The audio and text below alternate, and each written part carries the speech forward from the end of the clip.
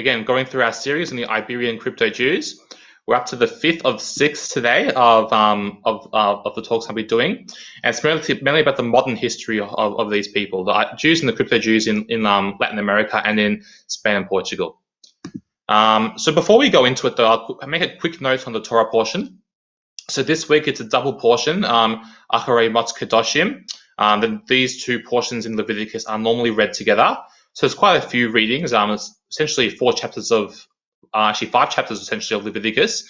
Also a portion from Ezekiel, as you can see, and the book of Matthew as well, for us Messianic Jews as well. And just a quick summary of the portion today.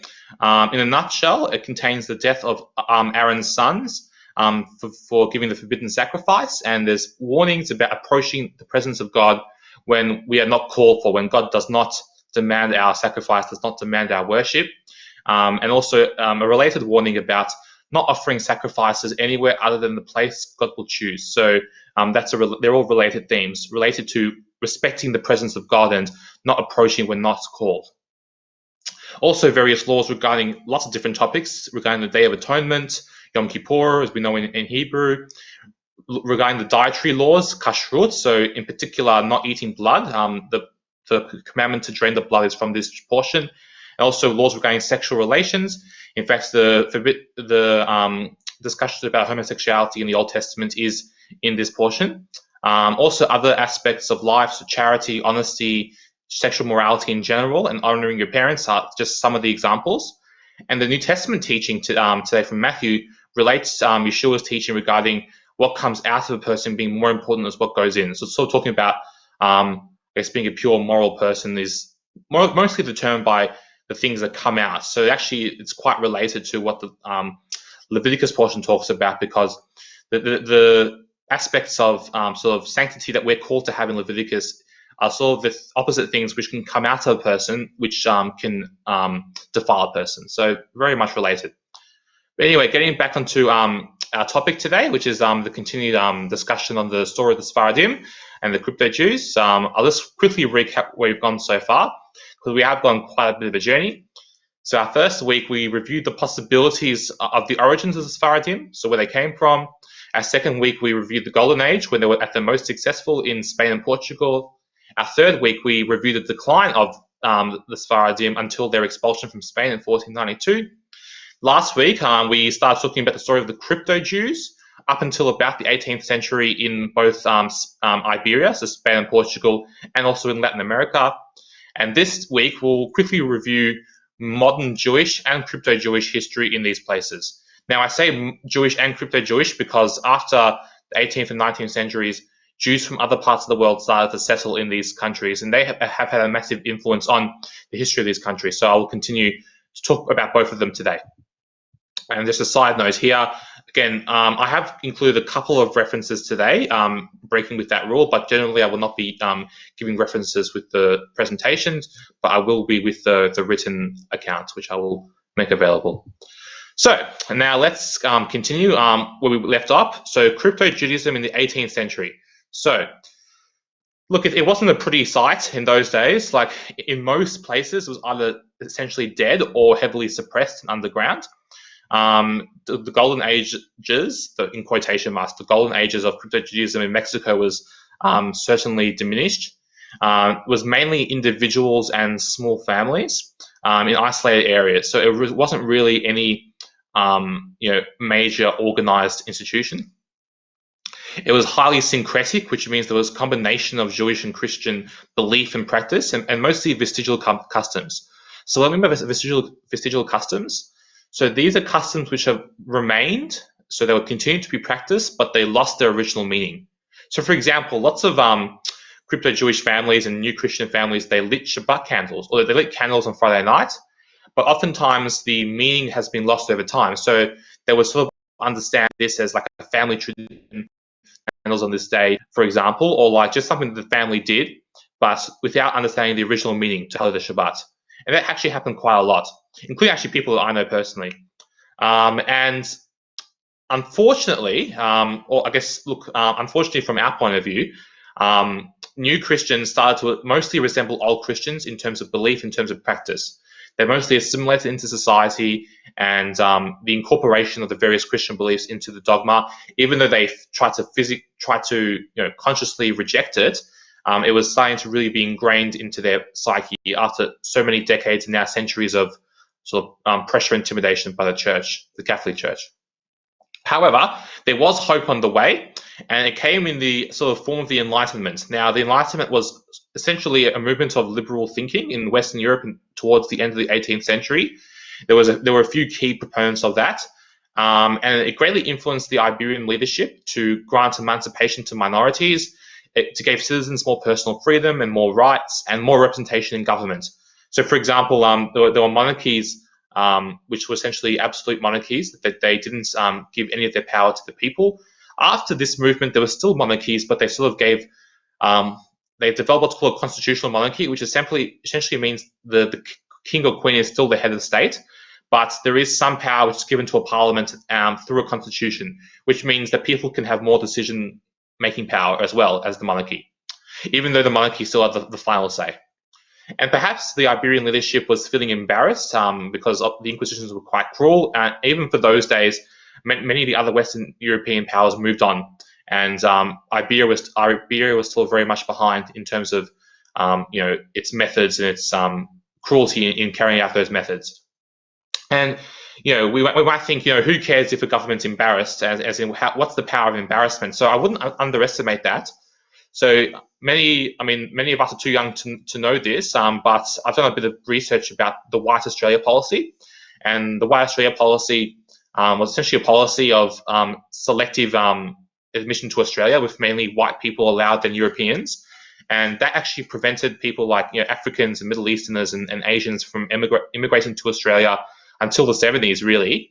And the much of the reason for the eventual sort of abolition of this policy or a series of policies was, obviously Australia was changing, people didn't tolerate it anymore, but a big part of it was also embarrassment to the world, in particular embarrassment in terms of Asian countries who we were actually trying to create diplomatic relations with, but we wouldn't let the citizens live here. So it was actually quite embarrassing to the governments in those days. That was a big part of the dismantling. In a similar way, the European powers were moving on. The Iberian monarchies were being left behind, and it was quite embarrassing for them. So they started to sort of reduce the persecution to the new Christians. We'll move on to the next slide. And the first place where this really happened was Portugal. So Portugal was probably the first to liberalize in sort of the Spanish and Portuguese sphere. By 1768, new Christians were no longer monitored. So they used to have lists of new Christians which they would keep a close eye on for signs of heresy, but they stopped doing that in 1768. The Inquisition officially ended by 1821, but even towards the end of the 18th century, towards 1780, 1790, there were very few trials for Judaizing. There were mostly trials for other things, but not for crypto-Judaism. By this time, most, but not all, so I'll come back to this later on, not all, but most new Christians were assimilated into society. However, Jews from other places started trickling into Portugal throughout the 19th century, mostly from Morocco initially and also from Britain, but also from other places slowly. Especially during the 20th century, Portugal played a key role in sheltering Ashkenazi Jews during the Holocaust as well. Today, though, there was only about 1,000 affiliated Jews in Portugal, mostly around the capital, Lisbon. The reason why there's so few, I think there's a few reasons. I think Portugal didn't officially recognize the Jewish community until 1892. That was part of it. And I think I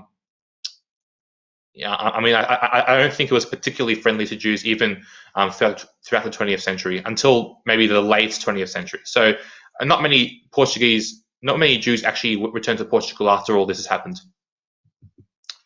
Now, Spain was even worse. Crypto-Judaism was essentially completely suppressed in Spain. Officially, the Inquisition ended there in 1834.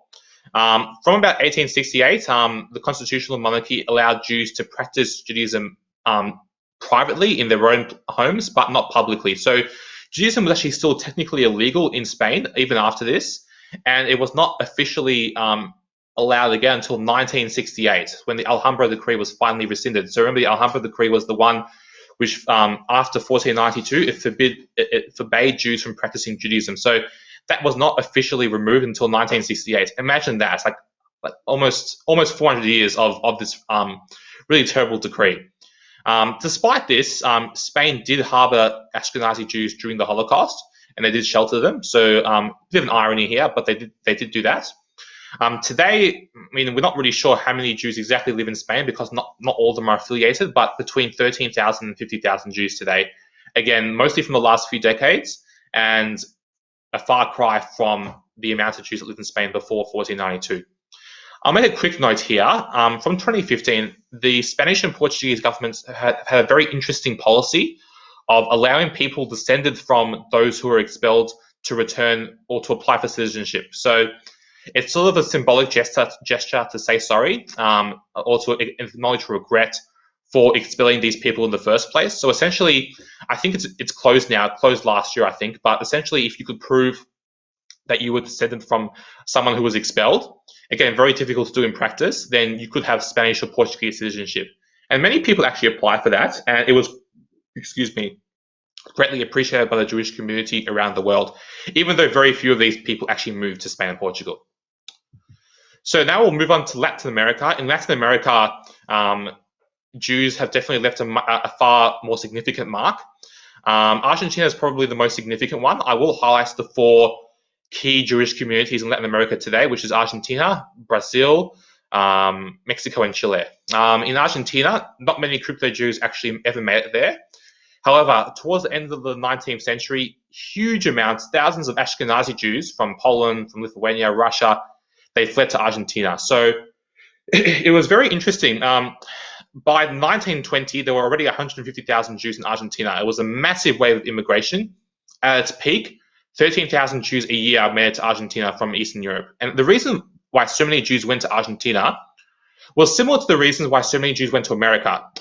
For the sort of end of the 19th century, start of the 20th century, Argentina was one of the richest countries on earth. It was seen as a place of opportunity, a place of freedom where people can essentially build new lives in peace. And obviously, these Ashkenazi Jews were fleeing terrible circumstances in Europe. So it was seen as a place of hope for these people. So they fled there in large numbers.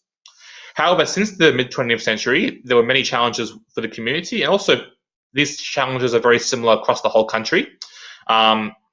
It became a safe haven for Nazis. Unfortunately, one of the presidents during the middle of the century, his name was Juan Domingo Perón. He was a well-known Nazi sympathizer, so lots of ex-Nazis actually moved to Argentina.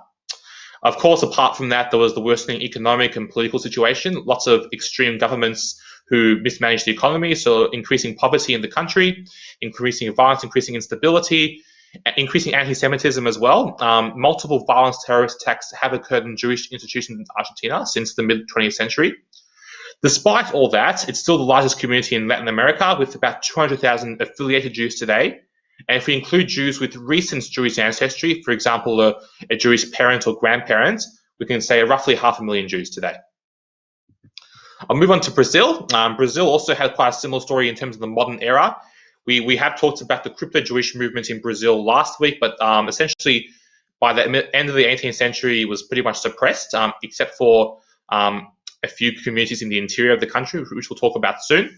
But throughout the 19th century, Ashkenazi Jews fled to cities on the coast, such as Rio and such as Recife as well. But many Moroccan Jews, funny enough, went into the interior of the country as well, where I'm sure that we would have interacted with the crypto Jews there.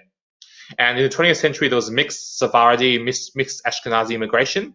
Also, German Jews fled there to escape Hitler in the 1930s, but there were also a couple of anti-Semitic governments who stopped further immigration during the war. However, overall, the community in Brazil has been quite successful and quite peaceful and enjoy quite good conditions today. So I think roughly about 120,000 Jews live there today, affiliated Jews. Doesn't include the crypto Jews, of course, in the interior, and it has been a hotbed of crypto Jewish activity today, which I will talk about towards the end. Now, Mexico was probably the third largest community. The Inquisition there ended in about 1820. Very few openly practicing Jews actually came to light in Mexico throughout the rest of the 19th century. There were some Ashkenazi Jews from Russia who came towards the end of the 19th century, and the earlier 20th century saw Jews from the Ottoman Empire, so places like Turkey and Greece, Lebanon, places like that. They came to Mexico as well. Ashkenazi Jews, some of them were actually trying to go to America, but ended up staying in Mexico. In those days, Mexico was also quite prosperous, so it wasn't seen as a bad consolation prize in those days. Of course, in recent decades, there's been problems with, throughout the whole country, drug-related crime, with violence, with political instability, but still about 50,000 Jews who are affiliated live there today. And it's also been a hotbed for crypto-Jewish revival as well, which I'll talk about towards the end. Now, Chile is definitely a distant fourth on the list. After you go past the first three, you really start to see much smaller communities. However, there are significant communities throughout the rest of Latin America as well. Colombia, Peru, among other countries, have significant communities as well, but Chile is probably the largest of the others. Not many crypto Jews also made to Chile as well, but there were some new Christian conquistadors, so people who conquered lands from the native people. Probably some of them came from Peru who were new Christians, perhaps. There was a pattern of mixed immigration, Sephardi and Ashkenazi, in the late 19th and early 20th century. The main reason I wanted to mention Chile, there was actually a Chilean diplomat called Samuel del Campo, who was stationed in Romania as the Chilean representative in Romania at the embassy. And he actually used his position to save about 1,200 Jews during the Holocaust. He gave them all fake passports to essentially grant them immunity from deportation. So if you had a foreign passport in those days, like a foreign, like a non-European passport, it sort of saved you from deportation. So he was honored as a righteous among the nations as well for his really brave work, because his government didn't agree with him at the time. It wasn't something that he had permission to do. So we thank him for that. And today, about 18,000 Jews live in Chile today, mostly around the capital, Santiago.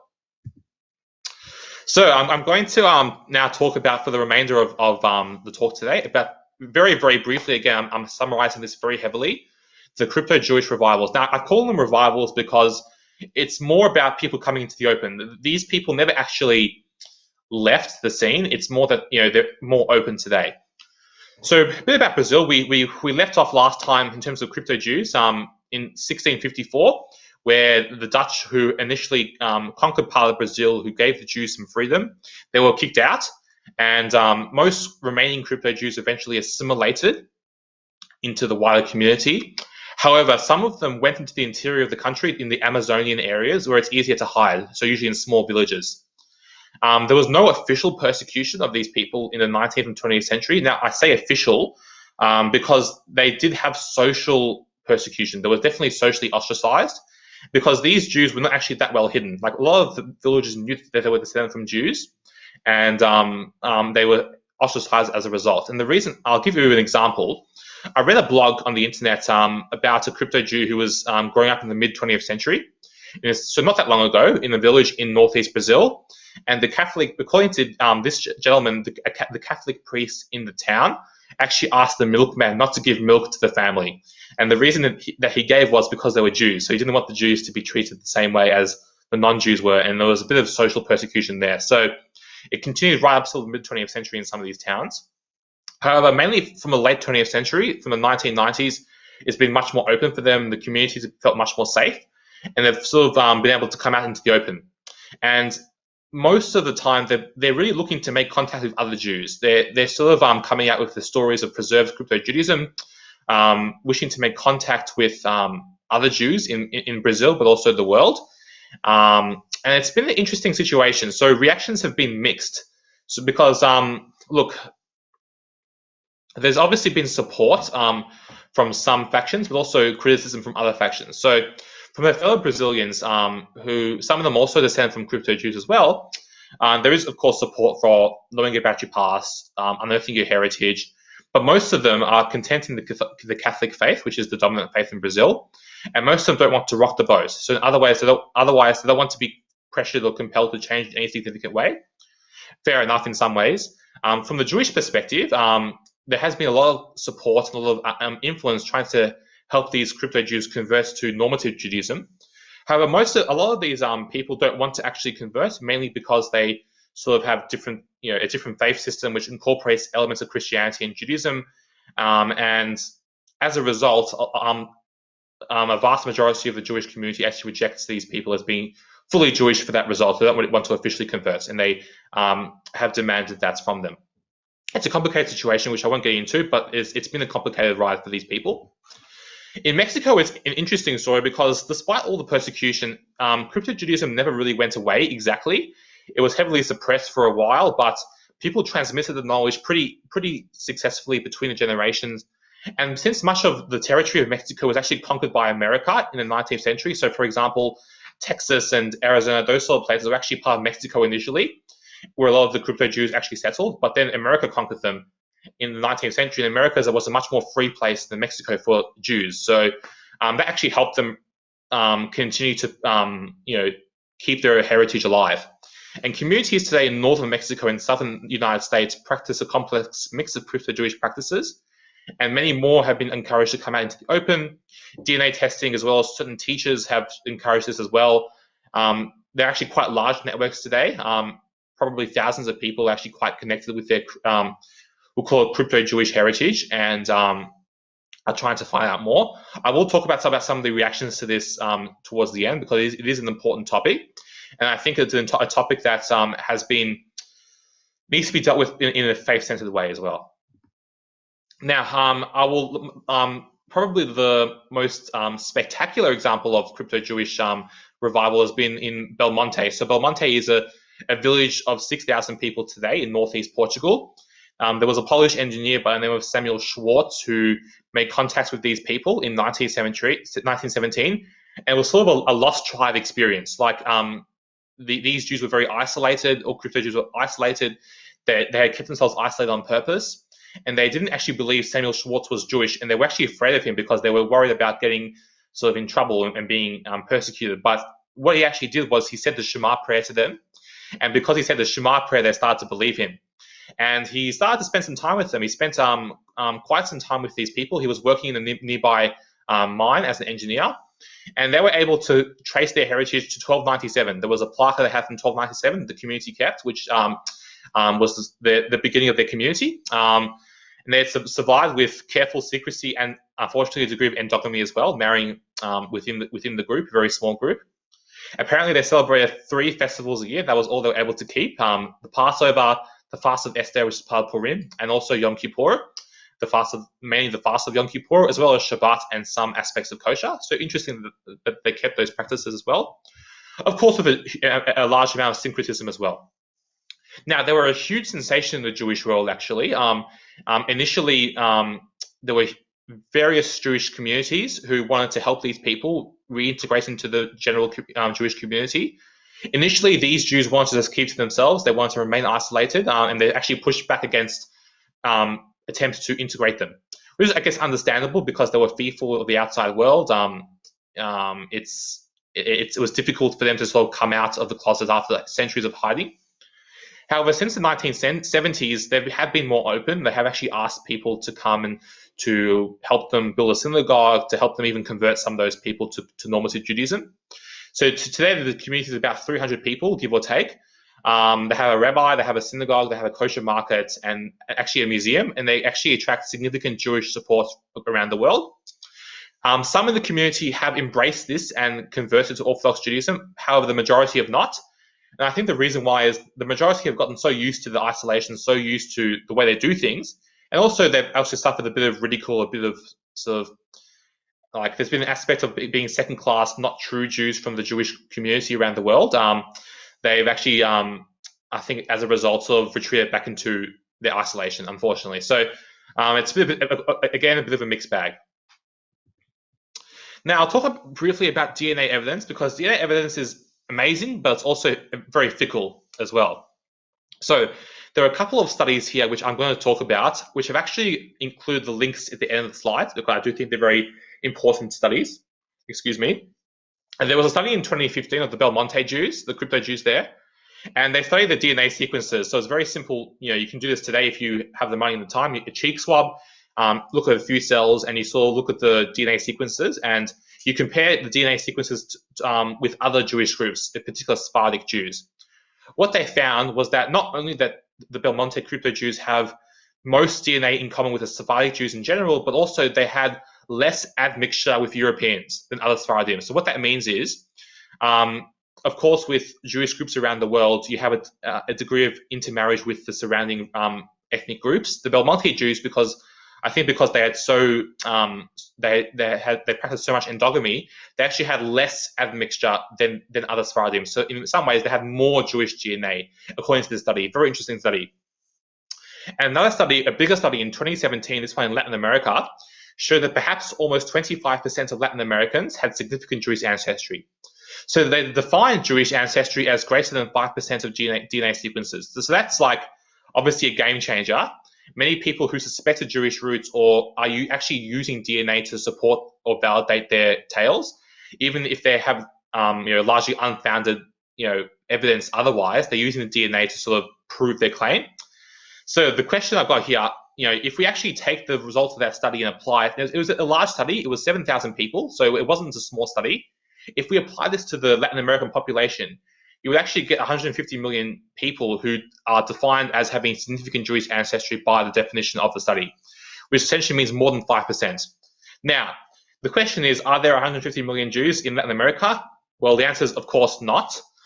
Remember, Jewish identity is complex. I'm going to go through my reasons now. Having 5%, so essentially the way the study defined having DNA, Jewish DNA, was having more than 5% DNA. And having more than 5% DNA is not really that convincing, to be honest.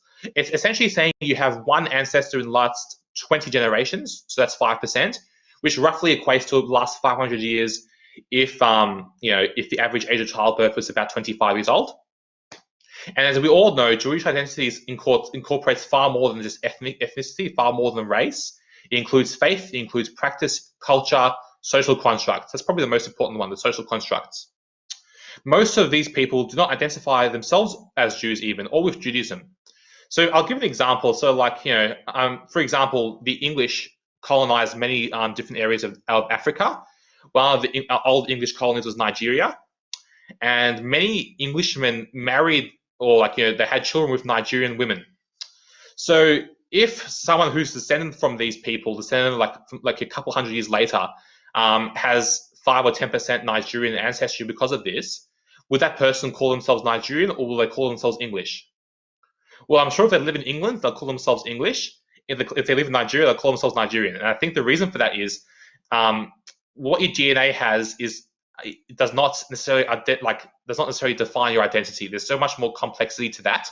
And just saying you have one ancestor who's Nigerian doesn't necessarily make a person Nigerian by any other metric. So in the same way, having one ancestor who's Jewish in the last 500 years doesn't necessarily make someone Jewish if we're actually using consistent logic, if that makes sense.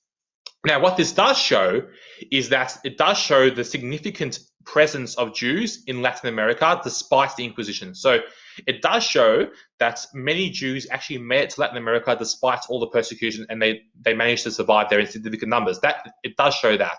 So it really is a really profound study in terms of understanding the impact of Jews in Latin America, but it doesn't mean there's 150 million Jews. I think that's a bit ridiculous. And on this topic, I want to actually talk about handling this information in a healthy way. So first of all, I do want to stress it's only the minority of people who have actually looked into this. So most people who will qualify under this study for having Jewish ancestry, most of them have not really delved into this in any meaningful way. Only a very small minority have. On one level, this can be seen as adding great depth to a believer and great grounding for life. Of course, it's understanding one's heritage, understanding where one comes from can help add great meaning to life, can sort of bring their family traditions full circle, can help establish new connections. And all believers, I mean, Beit HaMashiach encourages all believers to understand the Jewish roots of their faith, which is the shared spiritual heritage for all believers. So there is a very healthy aspect to this. However, I also think it also can be very harmful. So also reading some of the blogs and some of the testimonies, some of this has actually been very harmful. And it's interesting how when these people sort of frame these blogs, they actually try and frame it in a very positive way. But actually, if you read between the lines, you actually can see quite a few negative aspects to this. So I want to make a note, just from a psychological point of view, adults, so people who already had their brains fully mature, they have far more difficulty adjusting to information, adjusting to paradigm shifts than children do. So oftentimes adults adjust to these sort of things very badly. Some of this has actually promoted cultish behavior, I'm sure some of you have heard of the British Israelite movement. Of course, not directly related to this, but essentially, like, some of these groups have said, we are the true Jews. We are the ones who've survived until this day. Again, not the majority, everybody, but some people have sort of gone this way, or saying we are the only true believers. We are the only true something. We are special. Everyone else is wrong. That's sort of, of course, very cultish behavior, and that has come out of this surge of revival as well. And sometimes this creates a lot of pain and division amongst families, between those who want to find out more about the Jewish beliefs and Jewish heritage, and the rest of the family who doesn't. There's lots of splits between families, unfortunately, because, of course, most people don't really want to rock the boat, but, of course, there's maybe one or two who do, and that can cause lots of division and split and pain. And perhaps, is it really worth it if it's going to cause that much pain? Who knows? Of course, the mental health issues as a result. So personal confusion about identity. So because it's such a huge paradigm shift for these people, the sense of who they are and where they belong is shaken, and that can be really damaging to mental health as well, leading to depression, anxiety, things like that.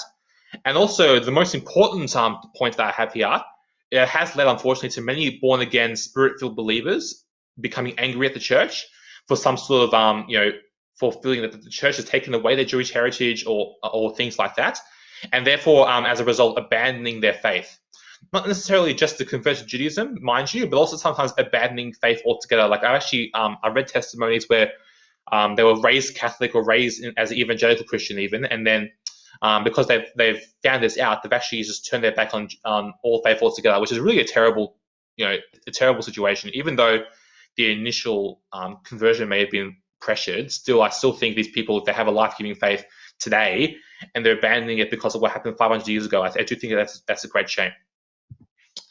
So I'll put this here in bold, the next slide in bold capital letters, because I'm definitely not an expert on this, but I do think people treat information regarding genetics, regarding family heritage, not only about the crypto Jews, but also in terms of anything, any people, any situation. We have a tendency to overread into these things. So I would say any exploration into such issues should be done. I wouldn't say not to do it at all, but it should be done with a spirit-filled heart, with our eyes squarely focused upon what's most important, which is the Messiah and our faith in the Messiah, Jesus, and ideally with expert spiritual counseling. So not only a genetic counselor, a genetic counselor is not going to be helpful with the spiritual aspects and the aspects regarding identity and family and faith. So definitely, this can be really cool, but also really harmful. So I definitely encourage that.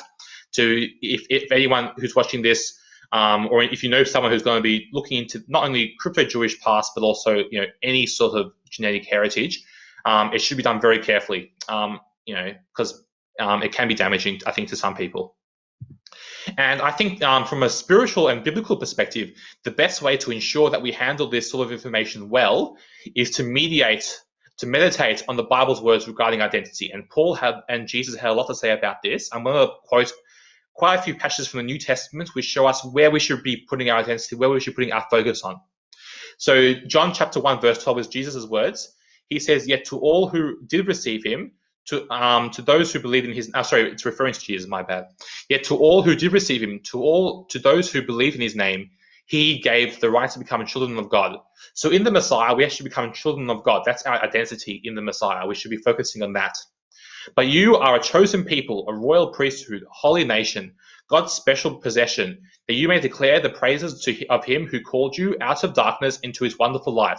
That's from 1 Peter 2, verse 9. He's calling us a holy nation, a priesthood. That's our identity in the Messiah, in God, in our faith in God. And also from Colossians 3, verses 1 to 2, "Since then you have been raised with Messiah. Set your hearts on things above, where Messiah is seated at the right hand of God. Set your minds on things above, not on earthly things." Again, emphasizing we should be looking to heaven, looking to the Messiah, looking to our God as the things we take the most courage from, the most important aspects of identity, not from things in this earth. And genetics is a thing of this earth. And also, Yeshua says this in Matthew chapter 10, on the next slide: "Anyone who loves their father or mother more than me is not worthy of me. Anyone who loves their son or daughter more than me is not worthy of me." Now, of course, the context here is specifically family relationships, but I think this could be just as easily applied to heritage, because obviously a heritage is sort of the extended family, so to speak, in some way. So I do think this discussion does fall under that umbrella. If you love your heritage more than you love me, you're not worthy of me. So I do think that's very important to remember. Now, also from Galatians, a couple of verses from Galatians, chapter 1, verse 10. This is Paul talking. Am I now trying to win the approval of human beings or of God? Or am I trying to please people? If I was still trying to please people, I would not be a servant of Messiah. So again, he's saying here, if you're trying to please people in terms of, converting or, in terms of sort of towing the line from what they want to happen, he wouldn't be serving God. So we can't serve God and please people at the same time. It's one or the other. And Paul's famous words, which I think we should end on today, there is neither Jew nor Greek, there is neither slave nor free, there is no male or female. For you are all one in Messiah Yeshua. Again, very, very important. That is the fundamental focus of identity. We all have our distinctives, but fundamentally, above all, we are one in the Messiah. That's the most important thing. So I hope that's what I'm able to get out of this today for everybody. I have left some of the links here. Actually, I've forgotten to add one of the links. I'll add the other link to the bigger study later on. I'll make it available somehow. So thank you, guys. That will end the Drash there. Yeah. It's here. Yep. Yeah. Let me show me. I'm here. I want to mention the community in Colombia. You didn't mention because it's small. Other countries. In my experience, the community is like 5,000. It's really, really small community in Colombia. But the good point, and I think in every country now, except Venezuela, the relation between all the lives, the Jewish life in South America and Central America is really good. The government and the economy is really, really good. I mean, Jews can live safe, can have freedom, and as Australia, for example. Just the exception is Venezuela, because the community in my country is very small, just 5,000. We cannot see. It's really weird to see like Orthodox Jewish on the streets, for example, or they don't have like coffee or like a town for Jewish community now because it's really small. The good thing, and I'll say again, we have a really good relations and they can live very, very well. Now the government in Colombia is right wing. That means good relations with Israel. But even my city, Bogota, we have a left center government, and we have good relations as well. So wonderful. That is really good. Thanks, Jonathan, for sharing that. I mean, I do find it amazing how South America's come a long way. Actually, much further than Spain or Portugal in terms of accepting Jews into their societies throughout the last 100 years. Like, when you consider that most of these countries had inquisitions, it's pretty amazing how far it's come. So it's really awesome. So thanks for sharing, Jonathan. And yes, I want to say maybe we are trying to fix that mistake because my country make a lot of rules to let Jews came. So for that reason, for example, Argentina was very open. The borders we make really, really hard. So I guess for that reason, the community is very, very small. But now, of course, we have a really good relations.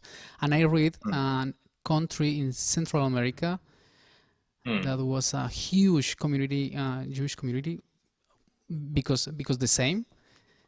Because the same, they opened their borders. But the only thing was a kind of very poor country. So after that, just the Jewish community just went to other countries.